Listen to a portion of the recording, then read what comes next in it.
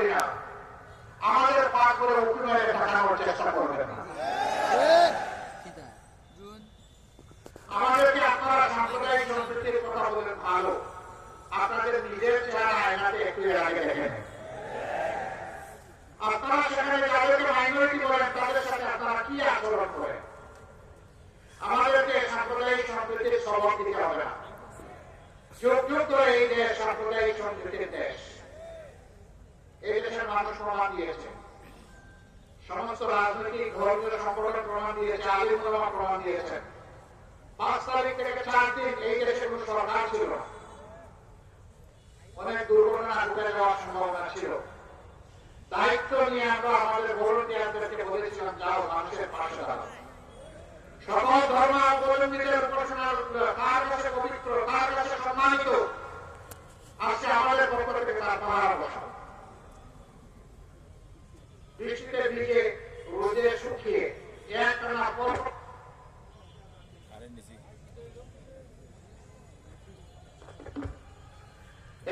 15 দিন এই গুরুদায়িত্ব তারা পালন করেছেন। আলহামদুলিল্লাহ, আল্লাহ শুকর। মাদ্রাসা উস্তাদরা রাস্তায় নেমেছে, পাহারা দিয়েছে, ছাত্র রাস্তায় নেমেছে, পাহারা দিয়েছে, সাধারণ জনগণ রাস্তায় নেমেছে, পাহারা দিয়েছে, হাতে হাত ধরে বলেছে এই দেশ সাম্প্রদায়িক সম্প্রীতির দেশ। আমরা কোন দুষ্কৃতিকারীকে এখানে কোন মতলব হাসিল করতে দেব না। আমরা ঘোষণা করেছি আমাদের দেশে কোন মেজরিটি মাইনরিটি নাই। আল্লাহ তাআলা যাদেরকে এই দেশের মেহরবানি করে নাগরিক বানিয়েছেন, আমরা সকলের সমান মর্যাদা ভোগ করতে চাই। নাগরিক হিসেবে আমরা সমান অধিকার ভোগ করতে চাই। আমরা এও বলেছি, এটাও আমরা চাই না দেশে একটা পরিবর্তন হলেই বিভিন্ন ধর্মের উপাসনালয়ে পাহারা বসাতে হবে, এটাও চাই। এমন একটি সামাজিক নিরাপত্তা বলয় আমরা গড়ে তুলতে চাই যেখানে মন্দির, মসজিদ, পেগোডা, চার্চ, মঠ কিছুই পাহারা দেওয়ার প্রয়োজন হবে না। মানুষের বিবেক সব কিছুকে পাহারা দেবে। সম্মানিত ভাই ও বন্ধুগণ, ওরা তো গেল, সব কিছু শেষ করে গেল, কিন্তু আফসোস এই জাতির কেউ কেউ ওদের বড় আশ্রমগুলো নিজেরা এখন ধারণ করেছে। আর তারা ইশারায় বুঝতেই পারে, কারণ ওদের মানুষ খুব সতর্ক মানুষ। ভাইকে বলার দরকার নাই। আমি আমার দেশের ওই সমস্ত মানুষকে আহ্বান জানাবো, একটু শহীদদের রক্তের প্রতি সম্মান দেখান। আমার বন্ধু ভাই বোনদের প্রতি সম্মান দেখা। যে মা 10 মাসের সন্তান তুলে নিয়ে রাস্তায় নেমে এসেছিলেন, 4 তারিখে সাংবাদিক তাকে জিজ্ঞেস করেছিল, মা আপনি সাংবাদিক কাজ করেছেন, এই অবুঝ শিশুকে তুলে নিয়ে আপনি কেন এই গুলির সামনে এসেছেন? তিনি বলেছিলেন, সন্তান মানে একটা নয়, এখন রাস্তায় যত যুবক যুবতী আছে সবগুলো আমার সন্তান। সুতরাং ওই সন্তানদের প্রতি সংহতি জানাতে আমি এখানে এসেছি। বন্ধু সাংবাদিক আমার প্রশ্ন করেছে, যদি আপনার জীবনের সন্তানের জীবনে কোনো ক্ষতি হয়, বলে দুইজনে শহীদ হয়ে যাব। 7 বছরের একটা শিশু ও হাতের মধ্যে ইটের টুকরো নিয়ে পুলিশকে তাড়া করছে।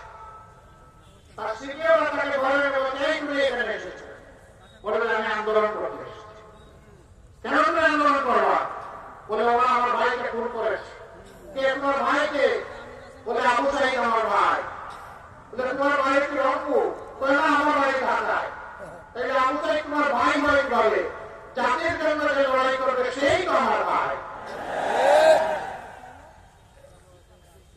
তাকে বলেছে ছোট মানুষ তুমি বলে আমরা আন্দোলন করবো, তাই রাখেন আপনার আন্দোলন আপনি করেন, আমাকে আমার আন্দোলন করতে হবে। যদি তোমার মুখে নিয়ে আসে, তাহলে আমরা শহীদ হয়ে আমার ভাইয়ের সাথে শহীদ হয়ে যাব।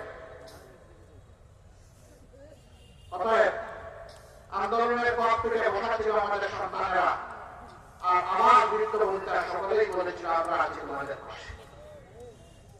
সুতরাং এই আন্দোলনের পেরে এককভাবে কারো দাবি করা ঠিক হবে না। অনেকে ক্রেডিট দাবি করেছে, তারা অন্যায় করেছে।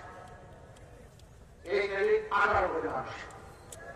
মূল ক্রেডিট আল্লাহ সুবহানাহু ওয়া তাআলা, যিনি এই পরিবর্তন এনে দিয়েছেন আমাদের। অনেকে আমাদেরকে জিজ্ঞেস করেছে আপনাদের শহীদ কতজন? আমি বলি কতজন শহীদ হয়েছে? সবাই আমাদের শহীদরা কখনো দলীয় ভাগ বাড়ুয়ায় পড়ে না। শহীদরা জাতির গর্বিত সন্তান, জাতীয় বীর, তাদেরকে দলীয় পরিচয়ে পরিচিত করা অন্যায়। তারা জাতির সম্পদ। গেল এখন আমরা কি করবো? আমাদের স্পষ্ট অঙ্গীকার এই জাতির কাছে, আমরা চাই না জাতি আর বারবার প্রতারিত হব। আমরা চাই ঘুষ, দুর্নীতি এবং চাঁদাবাদ মুক্ত একটা বাংলাদেশ। বলতে আপনারা পারবেন তার প্রমাণ কি? দুটো প্রমাণ। 2001 থেকে 6 সাল প্রিয় সংগঠনের 2 জন শীর্ষ দায়িত্বশীল নেতা 3টা মন্ত্রণালয়ে তারা জাতিকে সেবা দিয়েছেন। আল্লাহ মেহরবানি, তাদের কোন নির্দিষ্ট দুশ্মন সেই 3 মন্ত্রণালয়ে তাদের দায়িত্ব পালনকালীন সময়ে কোন দুর্নীতি আবিষ্কার করতে পারে নাই। 2 নম্বর প্রমাণ, এত যন্ত্রণা, এত কষ্ট বুকে চেপে নিয়ে যেখানে আমাদের শীর্ষ 11 জন নেতাকে খুন করা হয়েছে, সবগুলো অফিস আমাদের তালাবদ্ধ করে রাখা হয়েছে, আমাদের মাইক্রোর ভোট রেজাল্ট দিয়ে গুড়িয়ে দেওয়া হয়েছে, যেখানে আমাদের নিবন্ধন কেড়ে নেওয়া হয়েছে, বেঞ্চ হয়ে শেষ পর্যন্ত আমাদেরকে নিষিদ্ধ ঘোষণা করেছে। এত যন্ত্রণা বুকে নিয়ে আমরা বলছি দেশকে আমরা ভালোবাসি, মানুষকে আমরা ভালোবাসি। আমরা ব্যক্তিগতভাবে কোনো প্রতিশোধ নেব না, তবে আমরা প্রত্যেকটি অন্যায় এবং অপকর্মের বিচার হোক তা দাবি করতেই থাকবো। প্রিয় ভাইয়েরা, এরপরে আমরা চাইলে কিছু কিছু হলেও চাঁদাবাজি করতে পারতাম, কিছু দখল নিতে পারতাম, কিন্তু আমরা এটা আমাদের জন্য হারাম মনে করি। আলহামদুলিল্লাহ আমাদের কর্মীরা সেই দায়িত্বশীলতা সহকর্মীরা পরিচয় দিয়েছেন। ভাই ও বোনেরা, আজকে যারা এখানে শহীদ হয়েছেন এই সম্মেলনে, আপনাদের ধৈর্যের পরীক্ষা শেষ হয়নি। প্রিয় বাংলাদেশ গড়তে হলে আরো বেশি ধৈর্যের জন্য আপনাদেরকে প্রস্তুত হতে হবে। আপনারা কি পারবেন? আমরা জাতিকে কথা দিচ্ছি, আমাদের এই ভাই বোনদের এই হাতগুলো সত্যি আল্লাহকে সাক্ষী রেখে আমরা হাত তুলেছি। ইনশাআল্লাহ এই জাতির খেদমতের আল্লাহ সুযোগ দিলে আমরা একটা সাইনের বাংলাদেশ গড়ে তুলব। আমরা বৈষম্যকে নির্বাচনে পাঠাবো, আমরা মেধার স্বীকৃতি প্রদান করব, আমরা পলিটোক্রেসি নয় মেরিটোক্রেসির ভিত্তিতে একটা জাতি গঠন করব। আমরা যুবকদেরকে শিক্ষা দিয়ে বেকারের হাত না হওয়া, যুবকদের হাতকে কর্মীর হাতে পরিণত করব ইনশাআল্লাহ। এই দেশে নারী পুরুষ নির্বিশেষে যার যার যোগ্যতা অনুযায়ী তার তার কর্মক্ষেত্রে সে কাজ করবে। এখানে ধর্ম বিবেচনায় নেওয়া হবে না, এখানে লিঙ্গ বিবেচনায় নেওয়া হবে না। যার যেখানে কাজ করার ক্ষেত্র এবং উপযুক্ততা রয়েছে তাকে সেখানে পরিবেশ তৈরি করে দেওয়া হবে। একটা সুস্থ পরিবেশ চাই আমাদের এই জাতি। এই যুদ্ধ শুধু আমরা একা করি নাই, প্রবাসী যারা আছেন সমাজ তাহলে তারাও আমাদের সাথে যুদ্ধ করেছেন। মৌলভীবাজার একটা প্রবাসী বহুল এলাকা, তাদের সবাইকে আমরা কৃতজ্ঞতা এবং ধন্যবাদ জানাই। এই মৌলভীবাজার ব্রিটিশ আমলের যোগাযোগের দিক থেকে একটা চমৎকার জায়গা ছিল, কিন্তু আফসোস বাংলাদেশের বহু জায়গায় শিক্ষা জাতির মেরুদণ্ড, শিক্ষার গুরুত্বপূর্ণ প্রতিষ্ঠান গড়ে তোলা হয়েছে, কিন্তু মৌলভীবাজারে আজ পর্যন্ত শিক্ষার কোন ভালো প্রতিষ্ঠান সরকারি উদ্যোগে গড়ে তোলা হয়নি। এখানে কোন বিশ্ববিদ্যালয় নেই, এখানে কোন মেডিকেল কলেজ নেই, এখানে কোন ইঞ্জিনিয়ারিং কলেজ নেই, এখানে কোন এগ্রিকালচার বিশ্ববিদ্যালয় নেই। কেন মৌলভীবাজার কি অপরাধ করেছে? এই দেশের ক্ষেত্রে কি মৌলভীবাজারের কোন অবদান নেই? উন্নয়নের কোন অবদান নেই?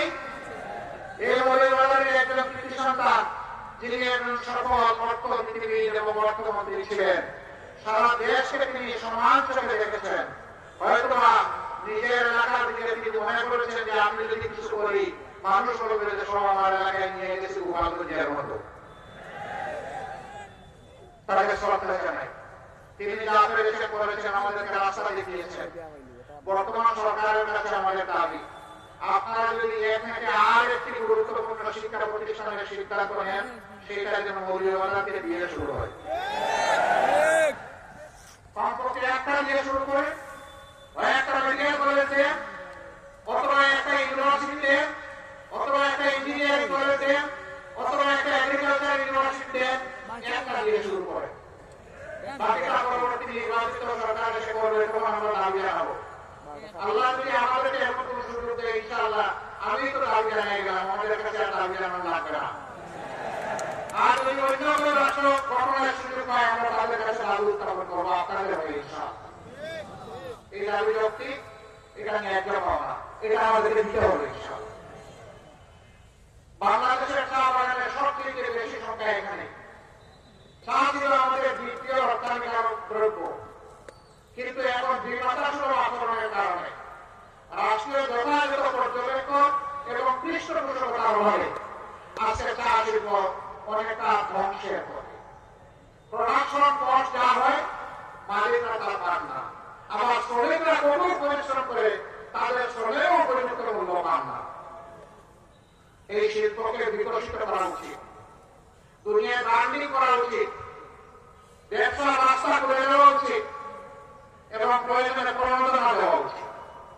এটা আগে যদি আমাদের